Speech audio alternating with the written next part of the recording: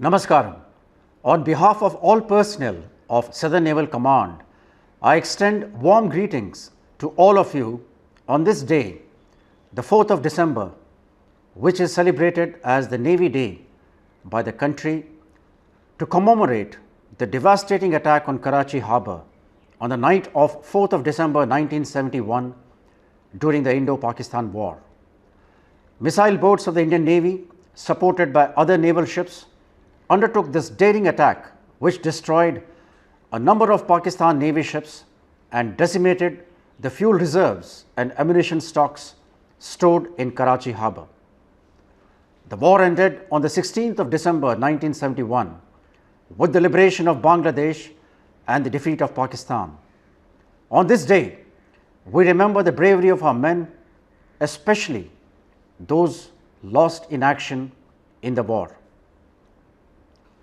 In keeping with this year's Navy Week theme of Indian Navy as a combat-ready, credible, cohesive and future-proof force, I can assure that a vital component of India's maritime power, the Indian Navy, stands ready to fulfill its mandate to protect our national interests in the maritime domain. As part of commemoration of 75 glory years of independence, we are undertaking numerous activities across the nation and beyond to celebrate Azadi Ka Amrit Mahotsav. On 15th of August this year, the Indian tricolor was unfurled simultaneously in 6 continents across 6 oceans and in 6 different time zones by Indian naval ships. As part of Lokayan 22, INS Tarangini, the first sail training ship of the Indian Navy, proudly hoisted the Tiranga at London. We also had the unique opportunity of unfurling the national flag across naval offices, institutions, establishments and residential buildings as part of Har Ghar Tiranga. Such events are intended not only to honor our forefathers who fought for our freedom, but also to acknowledge and remember the courage, perseverance, patience and countless sacrifices made by our countrymen and women. India is a maritime nation with an ancient seafaring tradition, and our security and prosperity depends on our freedom to use the seas around us for our national purposes, especially for our trade and energy supplies. Our exclusive economic zone covers an area of over 2 million square kilometers, which is rich in living and non-living resources such as oil, gas, minerals and marine life. The sustainable use of ocean resources, also termed as the blue economy, is critical for the future economic growth of our country. India's maritime security, including offshore and coastal security, is the overall responsibility of the Indian Navy. Geography has also bestowed upon us a central location astride the busy sea lanes of international commerce which pass through the Indian Ocean. The responsibility of ensuring the security of these vital arteries for all seafaring countries are also falling squarely on the domain of the Indian Navy, which is a principal instrument of India's sea power. I can assure you that the Indian Navy is fully equipped and always prepared to deal with any eventuality at sea. Towards this, our ships and aircraft are deployed for a variety of operational missions and continuously monitor the Indian Ocean region. Our robust maritime surveillance and intelligence sharing mechanism has foiled many nefarious attempts of drug trafficking through the seas. Our alert vigil at sea has contributed towards the safety of international maritime traffic passing through our area of responsibility.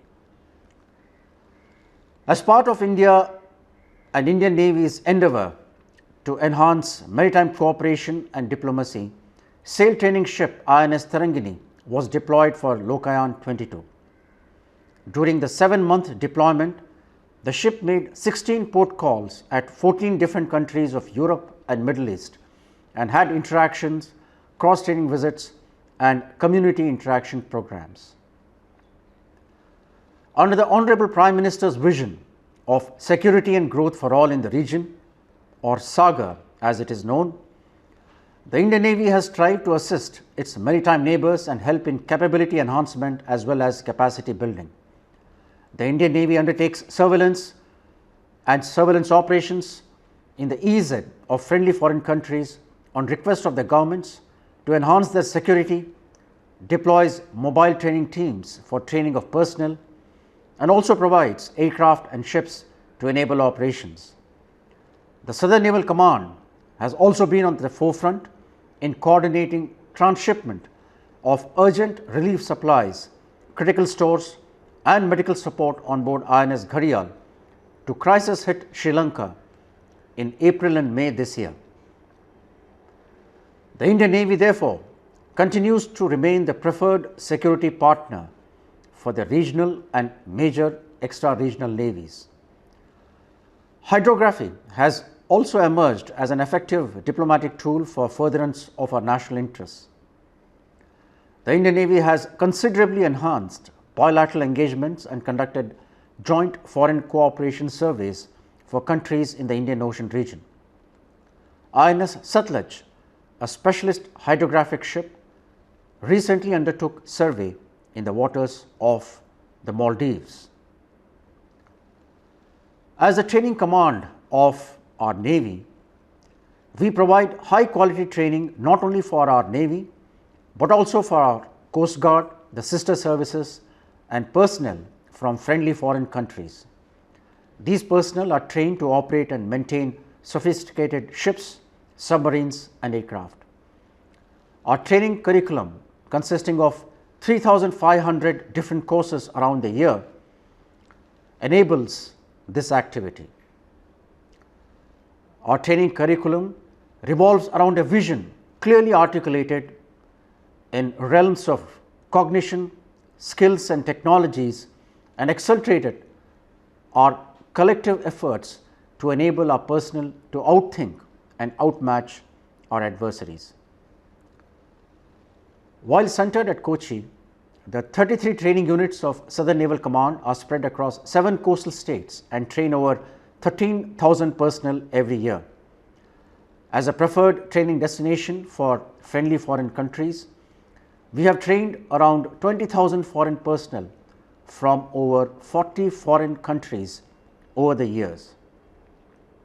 Last month, the 4th edition of Goa Maritime Symposium, which provides a platform for sharing ideas on key maritime issues among India's maritime neighbours, with a view to find inclusive and cooperative solutions, was conducted at the Naval War College at Goa.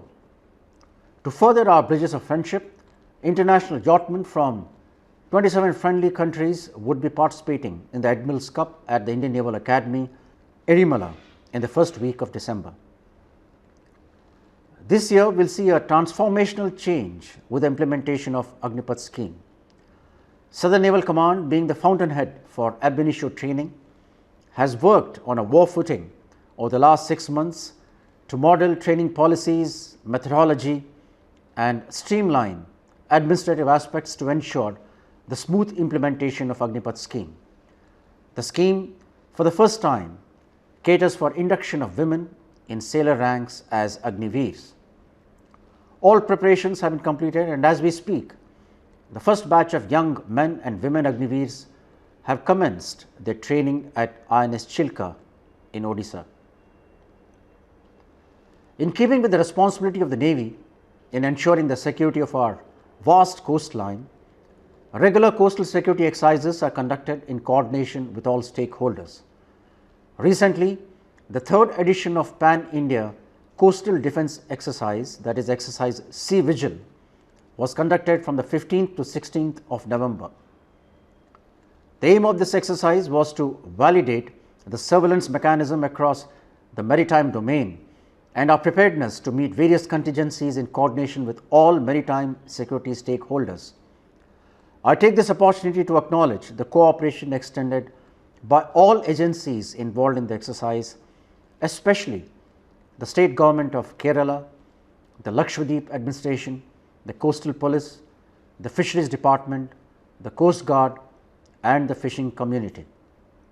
I would like to specially appreciate the important role played by our fishermen and the coastal populace in being our eyes and ears at the sea and in reporting any suspicious activity off the coast. Last month, a 2-day visit of the MLAs and state government officials of Kerala was organized at Southern Naval Command with an exclusive day at sea. The interaction of elected representatives of the state on this occasion has furthered the civil-military liaison of the Indian Navy. We remain fully committed to support our civil administration in Kerala and the Lakshadweep Islands as required by them. The Southern Naval Command has undertaken coastal security exercises, conducted search and rescue operations in various coastal districts of Kerala. The Southern Naval Command is committed to supporting the developments in Lakshadweep Islands through enhancing their security infrastructure and promoting connectivity with the mainland. At Agati Airfield, due to short runway length and limited airfield services, the operations of both civil and military aircraft were limited to day operations only. Southern Naval Command successfully conducted the maiden night landing at Agati Airfield recently.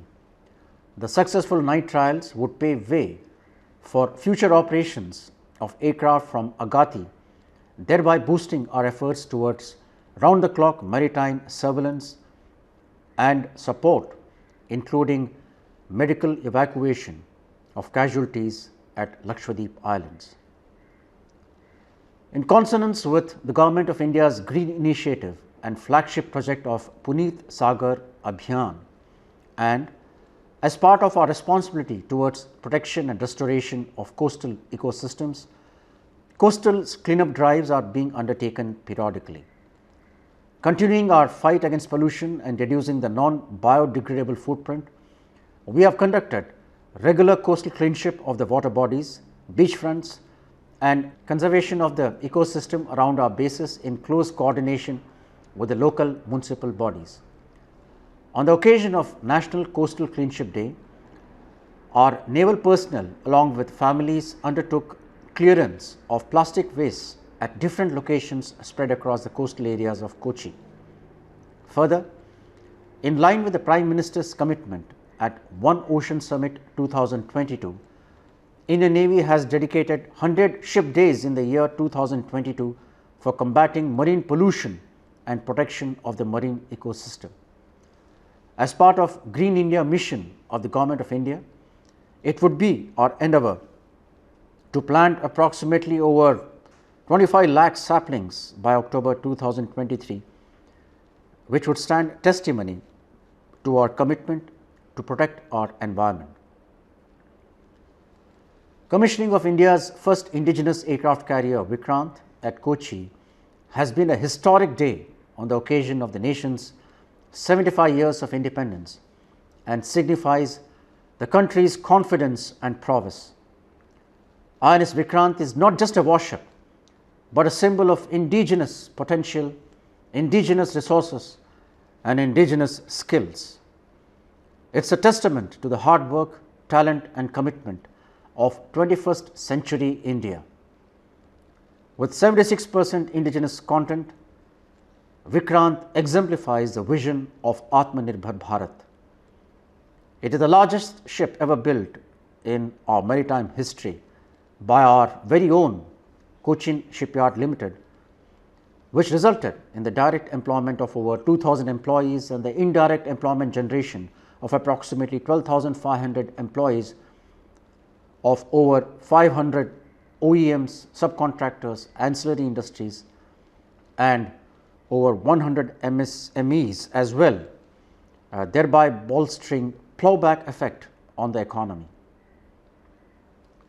With the commissioning of INS Vikrant, our nation has forayed into the elite club of nations which can design and build their own aircraft carriers. In keeping with our endeavour to move away from the colonial past, the new naval ensign for the Indian Navy was unveiled by the Prime Minister on the sidelines of the commissioning of INS Vikrant. The new naval ensign depicts steadfastness. The octagonal shape represents the 8 directions, symbolizing multi-directional reach of the Indian Navy. Kerala has been an important part of India's maritime heritage. The great Kunjali Marakkars, who commanded the naval fleet of the Zamorins, were legendary seafarers.